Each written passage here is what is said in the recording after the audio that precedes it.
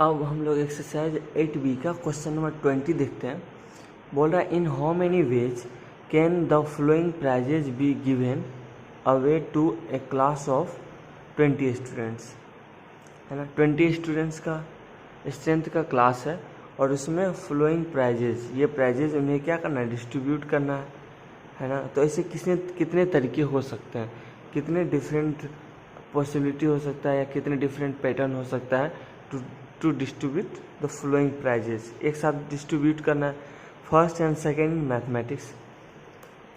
अगर सिर्फ first and second in mathematics रहता तो फर्स्ट प्राइज को डिस्ट्रीब्यूट करने के लिए मैथमेटिक्स में कितने वे थे, तो वे ऑफ हम लिख सकते हैं इसको, way of distributing first prize in maths out of 20 भी लिख सकता है। तो ये कितने वे तो हो सकते हैं, 20, है ना। उसी तरह से way of distributing second prize in maths कितने होंगे, क्योंकि एक को फर्स्ट प्राइज मिल गया तो फिर दोबारा तो उसे मिलेगा ना सेकेंड प्राइज भी, तो उसे डिस्ट्रीब्यूट करने का कितना हो जाएगा, 9, ठीक है। और कितने डिफरेंट पैटर्न बनेंगे, ये हो जाएंगे 20 × 19। अब उतना लाइन नहीं लिख रहा हूँ, बहुत सारा टाइम जाएगा, क्योंकि कितने डिफरेंट पैटर्न बनेगा to distributing first and second prize in mathematics, वो हो जाएगा 20 × 19, ठीक है। तो हम लिख सकते हैं way of distributing first and second prizes in mathematics equal to 20 × 19 हो जाएगा, ठीक है। मल्टीप्लाई क्यों कर रहे हैं आप इस पर ध्यान दो। अब चूंकि इसके साथ साथ क्या है, first and second in chemistry भी है, तो फर्स्ट, अब जिसको फर्स्ट मिल गया किस में, मैथ्स में, हो सकता है उसे फर्स्ट किस में मिले, केमिस्ट्री में भी मिले। इस तरीके से फॉर केमिस्ट्री के लिए भी क्या हो जाएगा,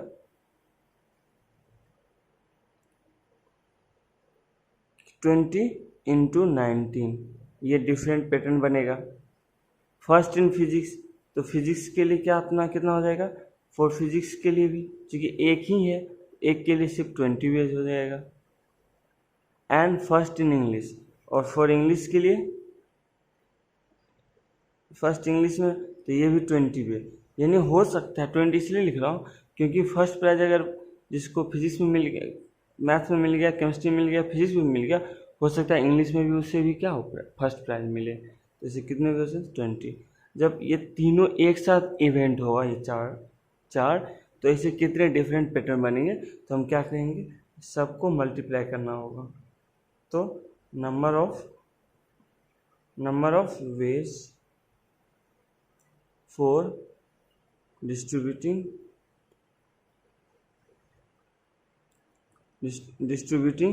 द ऑल प्राइजेज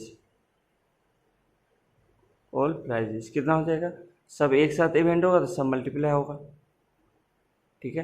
तो कितना डिफरेंट पैटर्न है यहाँ पे, मैथ्स के लिए था 20 × 19, फिर उसके बाद केमिस्ट्री के लिए था 20 × 19, फिर फिजिक्स के लिए 20, केमिस्ट्री के लिए कितना 20, सबको मल्टीप्लाई कर देंगे। इसे 19 × 19 कितना, 19 का स्क्वायर 361, सॉरी हाँ 361, और ये 20 × 20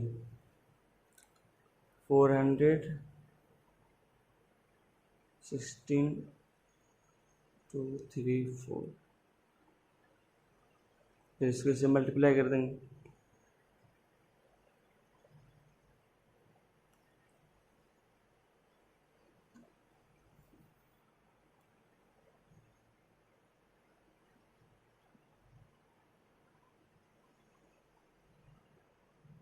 जो भी हो इतना करीब आएगा, ठीक है, मल्टीप्लाई कर देना जो भी होगा, ठीक है। तो ये था हमारा क्वेश्चन। अब हम लोग क्वेश्चन नंबर 21 देखते हैं। क्या बोल रहा है, find the total number of ways of answering 5 objective type questions, etch questions having 4 choices. तो यहाँ पे कितना ऑब्जेक्टिव टाइप क्वेश्चन है, 5। तो 5 के लिए तो क्या बोला, find the total number of ways of answering, कितने ऐसे डिफरेंट वेज हो सकते हैं for answering 5 objective type question, each question है 4 चॉइसेस, 4 चॉइस है। तो 5 के लिए हर एक क्वेश्चन के लिए हमारे पास कितने डिफरेंट इवेंट हो सकते हैं? इसके लिए 4, इसके लिए 4, इसके लिए भी 4, इसके लिए भी 4, ये कितने हो जाएंगे? 4 टू द पावर 5 जो भी होगा। तो हम लिख सकते हैं total numbers of ways of answering 5 objective type question equal कितना हो जाएगा? 4 टू द पावर 5। ठीक है, ये भी ले सकते हैं। For each objective type question we have 5 कितनी 4 वेज आंसर देने का, है ना। 4 ऑब्जेक्टिव, 4 उसमें क्या ऑप्शन है, 4 में से कोई भी आंसर आ सकता है, 4 हो सकते हैं।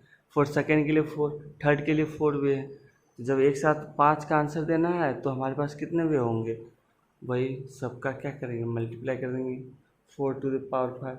जिससे अगर सिंपली देखें, अगर 2 ऑब्जेक्टिव टाइप क्वेश्चन रहता और 4 चॉइसेस रहता, मानते ए फर्स्ट के लिए ए, फिर A2 मान लेते हैं, A3 मान लेते हैं, A4 मान लेते हैं। फिर अगर A1 हो गया तो इसके लिए भी क्या होता? दूसरे ऑब्जेक्ट के लिए हमें 4 ऑप्शन था, इसके लिए 4, इसके लिए 4, 4, 4, तो 4 4 जा 16 हो जाता है। अगर 3 रहता तो इसी तरह से ये क्या होता? 16 4 64 हो जाता। आप देखते हैं क्या बोल रहा है?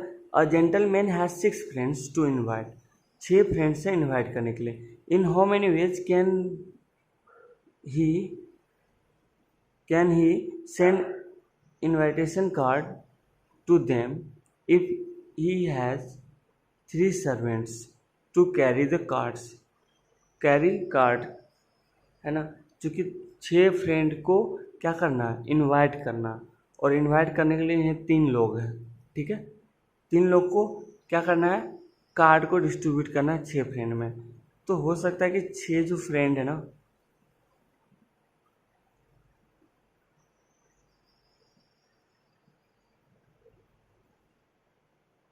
हर फ्रेंड के पास यहाँ पे 3 सर्वेंट से कोई भी जा सकता है। Way of inviting a friend कितने तरीकों से? 3 में से कोई जा सकता है। यहाँ भी 3 में से कोई जा सकता है। यहाँ जो गया यहाँ भी जा सकता है, यहाँ जो गया ये भी सकता है। सबके पास जाने का कितने डिफरेंट वे हैं? कितने? 3 तो ये कितना हो जाएगा? 3 टू द पावर 6। ठीक है, अब उतना लाइन नहीं लिखूँगा, सिंपली बोल सकते हैं number of veg inviting 6 friends by using 3 servants कितना हो जाएगा? 3 टू द पावर 6। ठीक है, सिंपली समझते जाते हैं। अब क्या देखते हैं? 23 क्वेश्चन नंबर बोल रहा है in how many ways 6 rings of different types can be worn in 4 finger. ठीक है, तो कितने रिंग्स को वर्न करना है? 6 फिंगर, 6 रिंग्स को, है ना। तो 6 रिंग्स हैं।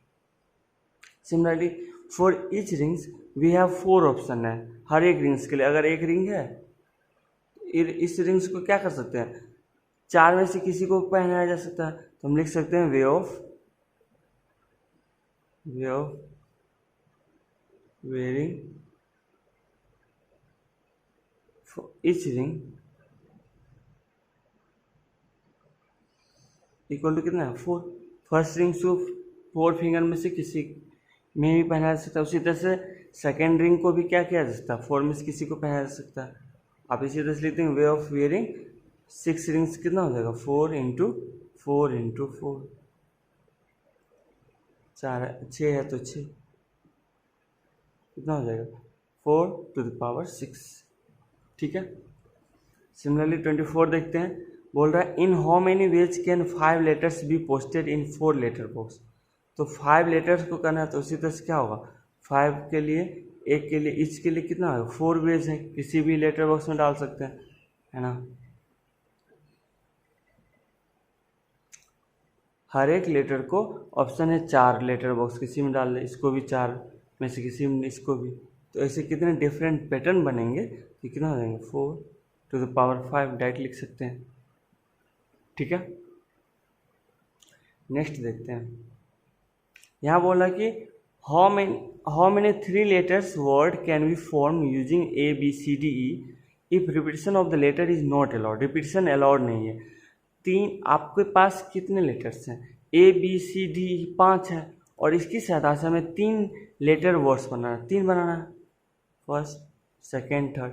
तो फर्स्ट पे लाने के लिए आपके पास कितने ऑप्शन है? 5 में से कोई आ सकता है, 5, ठीक है।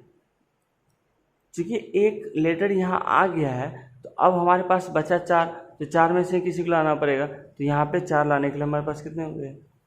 4 है, और फिर यहाँ पे 3। ऐसे कितने डिफरेंट पड़ेंगे? जब रिपीटिशन नॉट अलाउड है तो कितना हो जाएगा? 5 × 4 × 3 इक्वल टू हो जाएगा 60। वही क्या हो, जब repetition of the letter is allowed. Allowed का मतलब यहाँ पे ये हो गया, अगर यहाँ पे क्या हो गया, हमारे पास 5 ऑप्शन है A B C D E में से, तो यहाँ भी हमारे पास रिपीटिशन अलाउड है, तो यहाँ भी हमारे पास क्या ऑप्शन है? 5 है। तो ये कितना हो जाएगा? 5 × 5 × 5 125। ऐसे कितना होंगे? 125 लेटर्स बनेंगे।